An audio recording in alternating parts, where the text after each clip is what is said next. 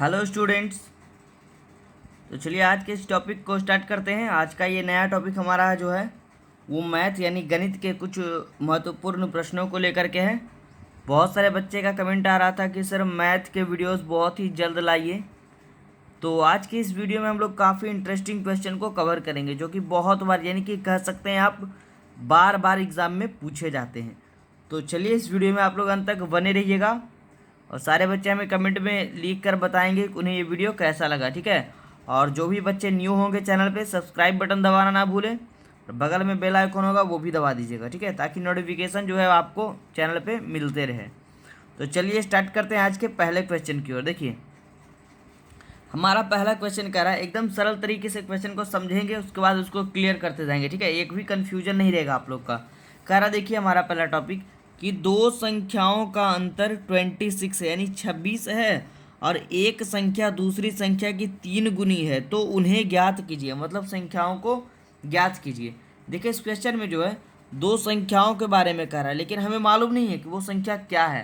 तो हम लोग सबसे पहले इसको बनाने से पहले क्या लिखेंगे कि माना कि दो संख्या है, तो हम लोग लिखेंगे पहली संख्या, कुछ भी आप मान लीजिए XYZ या फिर ABC कुछ भी हम मान सकते हैं, ठीक है। तो चलिए हम मानते हैं क्योंकि हमारा बहुत सारे बच्चे XY मानते हैं तो हम भी उसी का उपयोग करते हैं। माना कि पहली संख्या हम X मान लेते हैं, ठीक है। माना कि पहली संख्या X तथा दूसरी संख्या को भी कुछ मान लेते हैं, दूसरी संख्या बराबर क्या मान लिया Y। यहाँ तक कोई दिक्कत? समझते जाइएगा सारे बच्चे, काफ़ी अच्छा क्वेश्चन है, कई बार एग्जाम में ये पूछा, इसको भी वे करवा देते हैं जी, ठीक है। ऐसे तो जितने भी क्वेश्चन हम इस टॉपिक में कवर करेंगे सारा ही BBI होगा और काफ़ी अच्छे अच्छे प्रश्नों में से एक होगा।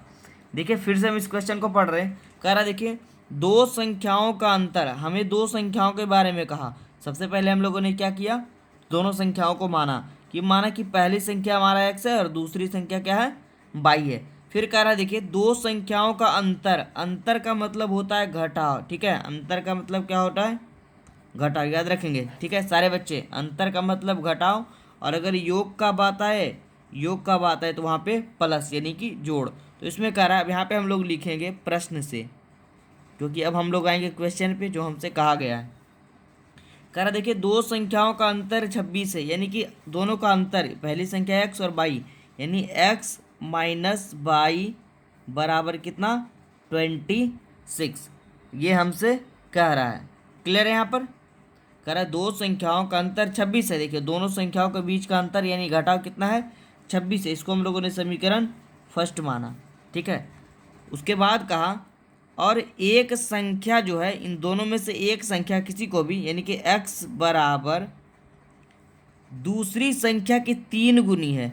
ये जो दूसरी संख्या है, ये जो Y है, इसकी 3 गुनी है यानी 3 गुनी है यानी 3 से क्या है ये गुना है, यानी लिख सकते हैं X बराबर 3Y।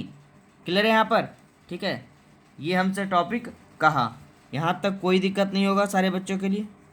समझते हैं क्वेश्चन को फिर से देखिए, हमसे क्या कहा। देखिए कहा क्वेश्चन कि दो संख्याओं का अंतर 26 है, हम लोगों ने 26 माना। फिर कहा और एक संख्या जो है, ये एक संख्या दोनों में से किसी एक को लिया हमने, x जो है वो दूसरी संख्या यानी इस y के तिगुनी है। हम यहाँ पर y बराबर 3x भी ले सकते थे, ठीक है, वो भी हम करके बना सकते थे। तो हमसे हमारा ये टॉपिक हमारा आ गया x बराबर 3y। अब हम इसी का उपयोग करेंगे समीकरण एक में रख कर। अब हम लोग लिखेंगे x का मान इसको हम कहाँ रख देंगे, समीकरण एक में रखने पर। देखिए एक में रखने पर हमें क्या मिलता है, ठीक है। देखिए एक समीकरण एक हमारा क्या है, x माइनस वाई बराबर 26, ये है ना हमारा समीकरण एक। इसमें हम लोग क्या रखेंगे x का मान, तो x का मान क्या है 3y। इस x के जगह हम लोग लिखेंगे 3y और माइनस ये वाला लाएंगे y इक्वल टू क्या हो जाएगा 26। 3y से y गए कितना 2y बराबर कितना 26। तो y बराबर हमारा क्या हो जाएगा जी 26/2 यानी कि कितना 13 आ गया ना। यानी कि y बराबर हमारा कितना आया 13 और x बराबर ये देखिए हमारा, इसको समीकरण सेकंड मान लेते हैं तो x बराबर हमारा दिया गया, हमने निकाला था x बराबर 3y।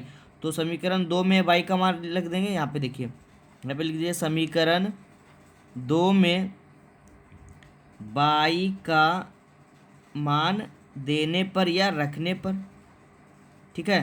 तो समीकरण 2 में y का मान देंगे। 2 हमारा समीकरण देखिए है x बराबर 3y, यानी कि x बराबर 3 और गुने y का मान कितना 13, यानी कितना 39। क्लियर है। यानी हमारा आंसर क्या आ गया, साइड में लिख देते हैं x बराबर 39, y बराबर 13। यही हमारा हो गया जी आंसर। अब देखिए हम इसको थोड़ा सा संतुष्ट भी इससे हो जाते हैं, इस हमारे आंसर से। हम चेक कैसे करेंगे कि हमारा आंसर सही है कि नहीं। देखिए क्या कहा कि दो संख्याओं का अंतर जो है वो 26 है।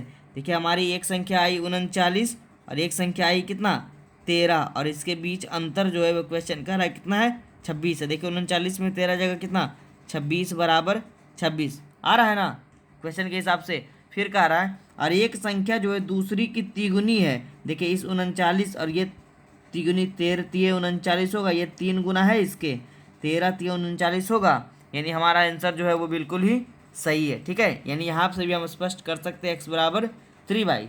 तो ये हमारा हो गया इस क्वेश्चन का सटीक आंसर। आगे बढ़ते हैं अगले क्वेश्चन की ओर, ठीक है। चलिए देखिए नेक्स्ट क्वेश्चन हमारा क्या कर रहा है, ये भी काफ़ी अच्छे प्रश्नों में से एक है, कई बार एग्जाम में ये पूछा है जी। तो आप लोग सारे बच्चे इसको इग्नोर नहीं करेंगे, सारे बच्चे अच्छे से देखेंगे इसको, और जिन बच्चों को स्क्रीनशॉट लेना होगा वो ले लेंगे। देखिए अगला क्वेश्चन जो हमारा ये समानांतर श्रेणी से है एपी से, कह रहा है देखिए उस एपी का 31वां पद ज्ञात करिए, ठीक है। क्या हमसे पूछा 31वां पद ज्ञात कीजिए जिसका 11वां पद 38 है और 16वां पद 73 है। हमें दिया है क्या 11वां पद, 11वां पद जो है, एक सेकेंड चलिए, 11वां पद हमारा 38 है। यानी 11वां पद का मतलब क्या a प्लस 10d, ठीक है। ये कैसे होता है आप लोग को थोड़ा सा, ये तो एपी के चैप्टर में हम लोग कवर कर लेंगे, क्योंकि देखिए ए में जो है 11वां पद है तो एक घटाकर डी को उससे गुना करेंगे तो हमारा क्या आ जाएगा 11वां पद आ जाएगा, ठीक है। चलिए इसको हम लोग समझेंगे वहाँ पर चैप्टर में अच्छे से। यहाँ पे अभी जो बच्चे पढ़े होंगे वो जानते होंगे कि यहाँ पे फॉर्मूला होता है ए प्लस 10d इसका 11वां पद का। अगर 10वां पद होता तो ए प्लस 9d लिखते। अगर हमसे कहता 10वां पद, 10वां पद को क्या लिखते ए प्लस 9d, मतलब 10वें जितने पद की बात कहे उससे एक घटा कर यहाँ लिखना, ठीक है। तो चलिए यहाँ पे समझिएगा आप लोग, 11वें पद का मतलब क्या ए प्लस 10d बराबर 38, इसको हम लोग मानेंगे समीकरण नंबर फर्स्ट। फिर कह रहा है देखिए 11वां पद 38 है और 16वां पद 73 है। 16वें पद का मतलब क्या ए प्लस 15d होगा ना, 16वें पद का मतलब बराबर क्या 73 है। ये हमारा गया समीकरण नंबर 2। क्लियर है। अब देखिए हम लोग इस तरह से करेंगे विलोपन विधि द्वारा, जो भी पढ़े होंगे सारे बच्चे। तो यहाँ पे देखिए प्लस है, कुछ नहीं आगे में तो प्लस है, तो विलोपन विधि में कुछ नहीं करना है, सिर्फ घटा देना। देखिए प्लस है तो माइनस, प्लस है तो माइनस, यहाँ पे प्लस है तो माइनस। किसी भी संख्या के आगे में कुछ नहीं तो प्लस छिपा रहता है, ठीक है। यहाँ भी देखिए कुछ नहीं तो प्लस हमने डाल दिया अपने मन से। अब देखिए जब इसको हल करेंगे विलोपन विधि के द्वारा तो ये क्या होगा, ये प्लस और ये माइनस, ये प्लस है और ये माइनस हो गया। इस पर नहीं ध्यान देना, चिन्ह हमारा बदल कर ये माइनस हो गया जी, ये प्लस माइनस आपस में कट गए। अब ये देखिए 10d और माइनस, इस प्लस को भूल जाना है। अब हम हमारा ये टॉपिक जो 15d वाला है वो माइनस हो गया, तो 10d minus 15d equal to कितना माइनस 5d, ठीक है, बराबर 38 माइनस 73, 38 माइनस 73 प्लस नहीं जाना है, बराबर क्या हो जाएगा 35 क्या माइनस में। क्लियर है। तो माइनस से माइनस यहाँ गया और 5 से कितने बार में 7 बार में, यानी कि हमारा d बराबर क्या आ गया 7। क्लियर है। d बराबर क्या आ गया 7। तो अब d हमारा जब 7 आ गया तो यहाँ पे लिखेंगे हम लोग साइड में d का मान समीकरण 1 में रखने पर। देखिए ऐसा हम क्यों कर रहे हैं, क्योंकि देखिए हमें जो पद ज्ञात करना है, जैसे कि हमें क्वेश्चन कर रहा है एपी का 31वां पद ज्ञात करिए, तो 31वां पद का फॉर्मूला क्या होगा, देखिए समझिए 31वां पद का फॉर्मूला यहाँ लिख रहे, देखिए साइड में a प्लस 30d होगा, क्योंकि अभी हमने बताया जिस पद की बात करें उससे एक घटाकर d में गुना कर दिया जाता है। तो हमें इस आंसर को लाने के लिए a चाहिए और d चाहिए, तो d हमारा आ गया 7g। अब हमें चाहिए a, तो ए हम कैसे निकालेंगे, इसी टॉपिक मतलब इस डी का मान समीकरण 1 में रख देंगे, हमारा ए आ जाएगा। देखिए डी का मान समीकरण 1 में रख रहे हैं, तो समीकरण 1 हमारा क्या है, देखिए ए प्लस 10D बराबर 38। तो ए प्लस 10 और डी का मान कितना 7 है ना। तो डी का मान यहाँ पे 7 रख रहे बराबर 38। तो चलिए आगे बढ़ते हैं। अब देखिए हमारे यहाँ से क्या हो जाएगा, ए प्लस ये 10 गुने 7 कितना 70 बराबर 38। तो ए बराबर हमारा हो जाएगा ये 38 माइनस 70 होगा ना, इक्वल टू क्या हो जाएगा माइनस में 32। क्लियर है, यानी ए हमारा क्या आ गया -32। अच्छे से देखेंगे सारे बच्चे, ए हमारा कितना है जी -32 आ गया। चलिए अब आप लोग को दिख रहा होगा अच्छे से, देखिए हमारा डी कितना आ गया 7, ए आ गया -32। हमसे क्वेश्चन पूछा क्या, उस एपी का एक 30वां पद ज्ञात कीजिए। क्या पूछ रहा है जी, एक 30वां पद। एक 30वां पद का मतलब क्या, ए प्लस 30D हमसे पूछ रहा है। तो फॉर्मूला लगाएंगे ए प्लस 30D, तो ए का मान कितना -32 और प्लस 30 और गुने डी का मान कितना 7, डी का मान आया ना 7, तो 7 रखेंगे। तो ये हो गया -32 और प्लस 7 तो ये 210।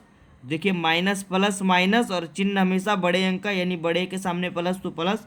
आंसर हमारा क्या आ जाएगा 178, जो कि बिल्कुल ही राइट आंसर होगा। ठीक है, तो चलिए जिन बच्चों को ये समझ में आ गया होगा वो हमें कमेंट बॉक्स में लिखकर बताएंगे कि सर मेरा टॉपिक एकदम क्लियर हो गया। ठीक है, आगे बढ़ते हैं। अभी और कुछ बेहद अच्छे प्रश्नों को हम इस वीडियो में कवर करेंगे, जो कि बहुत बार एग्जाम में ये सब पूछा जाता है जी। ठीक है, और जो भी बच्चे न्यू होंगे उनको थोड़ी भी चिंता करने की भी ज़रूरत नहीं है, ये सब चैप्टर उनका भी बाकी है, अभी तो हम लोगों ने वहाँ पे स्टार्ट ही करा है। तो ये सब क्वेश्चन अभी चैप्टर वाइज में देखने को मिलेगा। ठीक है, चलिए आगे बढ़ते हैं। कुछ और क्वेश्चन इसमें हमारा बच गया है जी, उसको भी हम लोग पढ़ लेते हैं, क्योंकि मैथ की वीडियो है तो थोड़ी लंबी तो जाएगी। देखिए ये त्रिकोणमिति का ये बहुत ही अच्छा प्रश्न है। ठीक है, जिसमें कि बच्चे बार बार, या आप कह सकते हैं कि 100 में से 90 बच्चे कंफ्यूज कर जाते हैं, और इस प्रश्न को जो है वो परीक्षा में छोड़कर चले जाते हैं, जो कि है तो काफ़ी इजी। ठीक है, लेकिन बुक्स वगैरह में समझने में बहुत सारे बच्चे को कठिनाई होती है। तो आज के बाद मैं ये वादा करता हूँ आपसे कि ये वाला क्वेश्चन आपका एग्जाम में कभी नहीं फंसेगा, और आपका एक एक टॉपिक यहाँ पे क्लियर होगा। देखिए समझेंगे पहले क्वेश्चन को, मैथ का यही रीज़न है, पहले क्वेश्चन को समझना है, उसके बाद उसको हल करना है। ठीक है, देखिए क्वेश्चन हमारा क्या कर रहा है कि कोण ए और कोण बी न्यून कोण है। न्यून कोण क्या होता है, वैसा कोण जो कि 0 डिग्री से अधिक हो और 90 डिग्री से क्या हो कम हो, जहाँ cos A बराबर cos B हो। तो दिखाइए कि कोण A बराबर कोण B।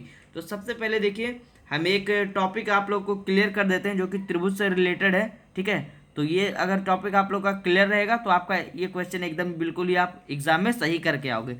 साइड में आप लोग रफ में कर लीजिएगा। ठीक है, देखिए मेन रूप से आप समझिएगा हम समझाना क्या चाह रहे हैं। हम एक त्रिभुज बना रहे हैं, ठीक है, इस तरह से एक त्रिभुज हमने बना दिया। ठीक है, इसका हम नाम दे देते हैं ए बी और सी। ठीक है, देखिए त्रिभुज में 3 भुजा और 3 कोण, ये पहली भुजा, दूसरी भुजा, तीसरी भुजा, एक कोण, 2 कोण, 3 कोण। क्लियर है, चलिए तो देखिए हमारी भुजा क्या होगी।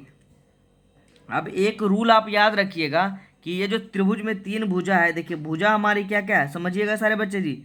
भुजा हमारा ए बी है, ये वाला भुजा है ए बी, बी सी और एक क्या है ए सी। क्लियर है, भुजा हमारा 3 है ना, ए बी सी ए सी, और कोण हमारा ए, कोण बी और कोण सी।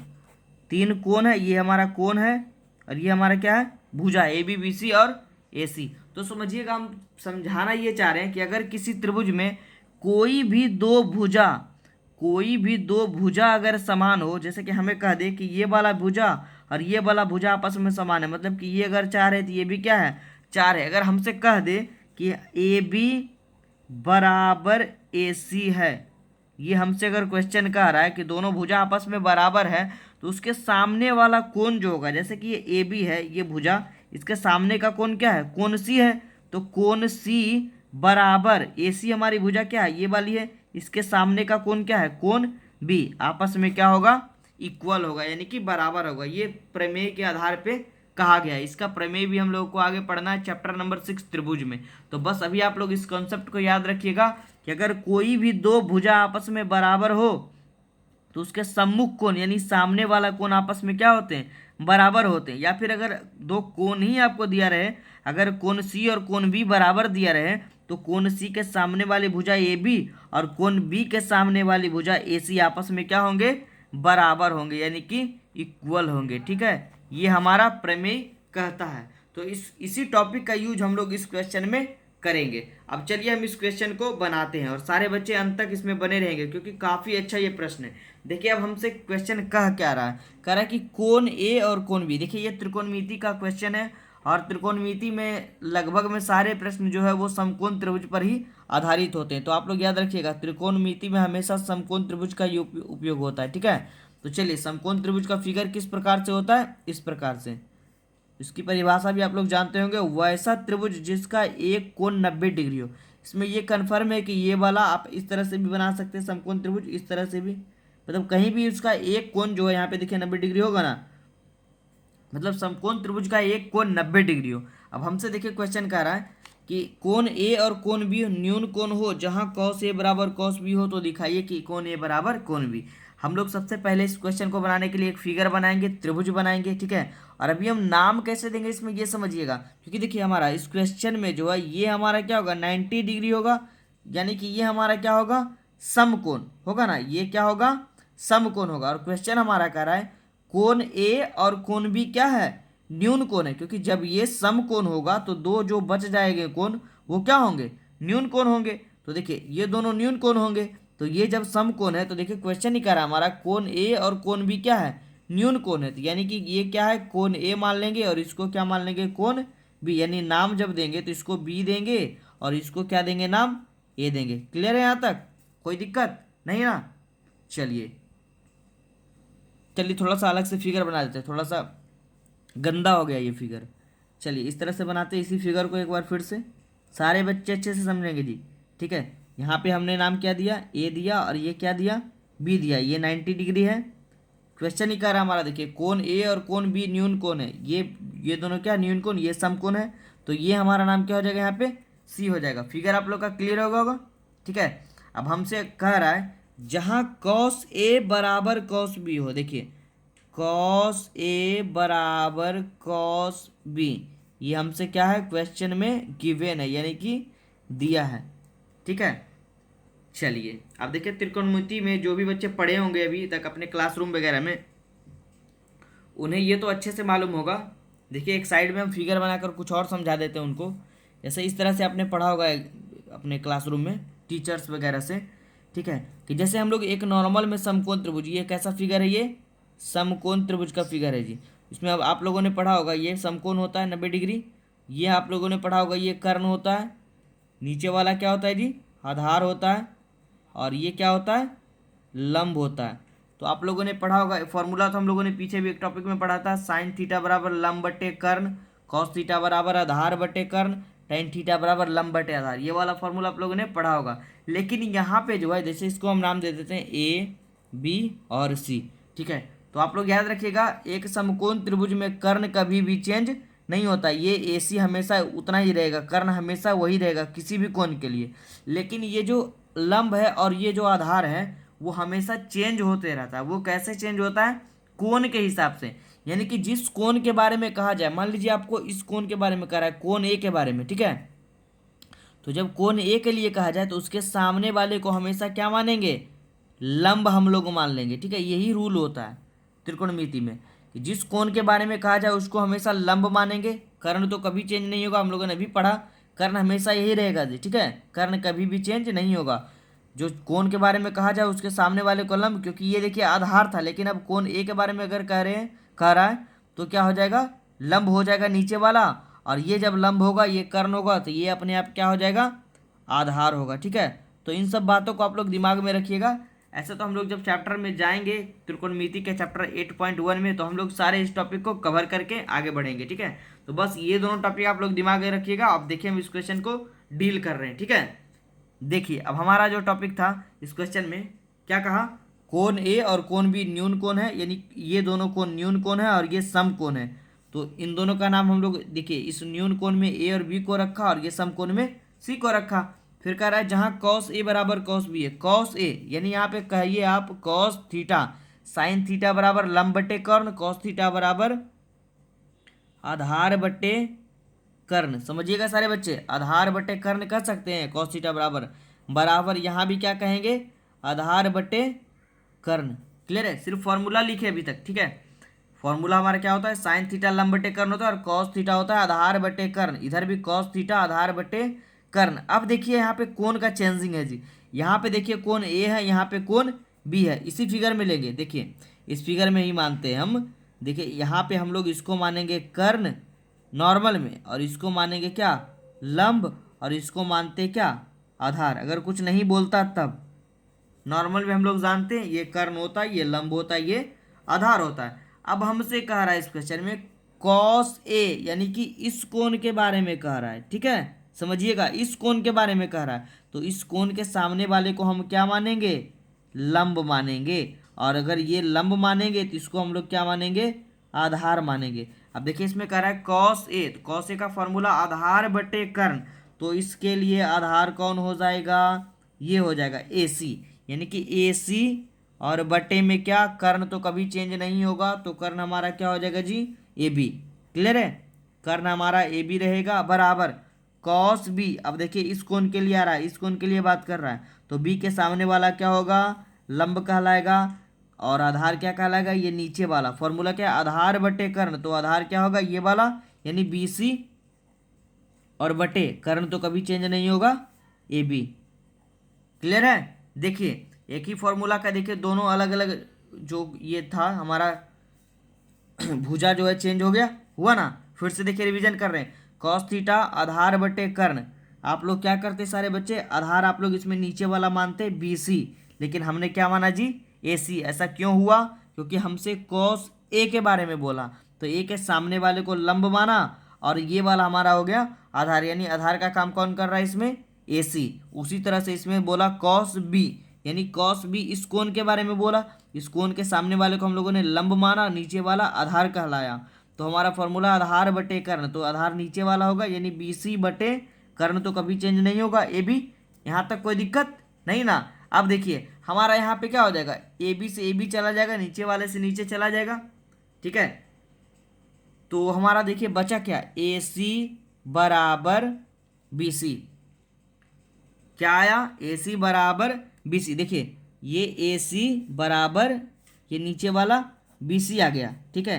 तो इस ए सी के जब हमारा दो भुजा आ गया बराबर, अभी हम लोगों ने इस टॉपिक में यहाँ पे पढ़ा साइड में, यदि किसी त्रिभुज की दो भुजाएं आपस में समान हो तो उसके सम्मुख कोण आपस में क्या होते हैं, इक्वल होते हैं, यानी कि समान होते हैं। तो देखिए हमारा जब ए सी बराबर बी सी आया, तो ए सी के सामने वाली भुजा, देखिए इस ए सी के सामने वाली भुजा, इस भुजा के सामने वाला कोण, सॉरी कोण क्या होगा, कोण बी होगा ना, कोण बी इक्वल टू यानी बराबर बी सी। बी सी के सामने वाला कोण क्या होगा, कोण ए। इसको सही से क्या लिख सकते हैं, या कह सकते हैं जब बी बराबर ए हो तो कोण ए बराबर कोण बी। यही हमसे सवाल कह रहा था ना, ठीक है, कि अगर ए और बी न्यून कोण हो, जहां कॉस ए बराबर कॉस बी हो, तो दिखाइए कि कोण ए बराबर कोण बी हो। तो इससे यह साबित हो गया हमारे इस टॉपिक से कि कोण ए बराबर कोण बी हो। यहाँ पे हम लोग लिख देंगे प्रूव्ड, ठीक है। तो उम्मीद है मुझे कि सारे बच्चों को ये वाला कॉन्सेप्ट एकदम क्लियर हो गया होगा। जो बच्चे न्यू भी होंगे उन्हें भी ये कॉन्सेप्ट जरूर क्लियर हो गया होगा, ठीक है।